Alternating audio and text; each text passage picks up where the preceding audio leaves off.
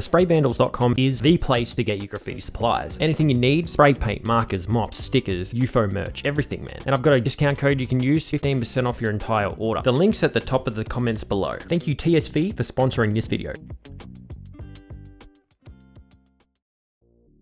October 2013, Hamburg, Germany.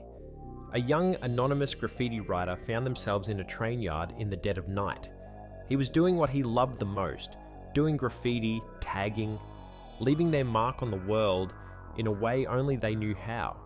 But that night, the artist was about to experience something far more dangerous than any brush with the law. It was just another night for the graffiti writer. In the world of illegal graffiti, painting train carriages has long since become a kind of underground ritual. It was risky, but it was worth it. The artist had done it hundreds of times before, scaling train cars, painting his graffiti pieces, you name it. He loved leaving behind an indelible mark on the system, but on this particular night, this writer had another spot in mind.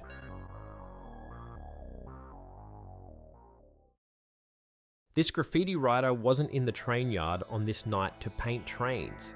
He had his eye on another spot, but this particular spot you could only get to if you first go into the said train yard and then find a parked train in a really specific place, because turns out this graffiti writer was aiming for a bridge spot where you could only get to if you could stand on top of a train in order to reach the bridge wall side.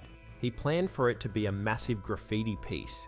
Some graffiti writers might refer to the size of this piece being a stomper, but little did he know the night would take a really bad turn that some could have predicted. It happened in a split second. The writer reached the top of the train. For some reason, he had a can of paint in his hand whilst doing this, and didn't think about the amount of electricity that was surrounding him in this train yard. As he was about to step up onto the roof of the train, an electric arc jumped from an overhead high voltage power line straight to the spray can. A surge of electricity shot through the artist's body, travelling from their right hand, down their arm, across their chest, and out through their right foot. Sparks began to fly. A flash of light as the rider collapses, body twitching and moving violently. The spray paint falls out of his hand and rolls off the ride of the train roof to the ground. A few seconds later, everything goes still. The graffiti writer was struck by a life-threatening high-voltage electric shock. Their body was electrocuted with an intensity no one should ever have to experience, regardless of what the minority thinks about graffiti writers. The jolt knocked the guy unconscious immediately, and their body was left lifeless on top of the train carriage. Little did the writer know there was a few other graffiti writers that didn't know him. They were also in the same train yard that night. They saw what happened, and instead of ditching the spot, they wasted no time to help this guy. They quickly jumped up on top of the train where he laid, then carried him down to the street, hoping for some help, but saw no one, since this was at least 2 AM at this point. In a desperate attempt to save this graffiti writer's life, they rushed to a nearby area and called for emergency services. Within just 3 minutes, the emergency responders arrived.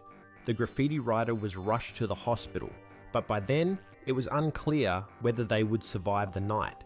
The writer was in a coma for 36 hours.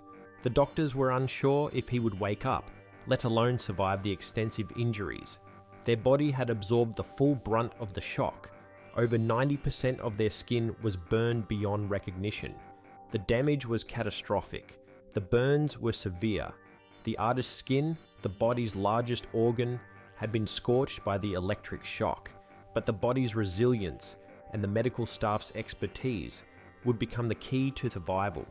In the days that followed, for weeks, the artist remained in the hospital, undergoing numerous skin graft surgeries, 10 in total over a period of 3 to 4 months.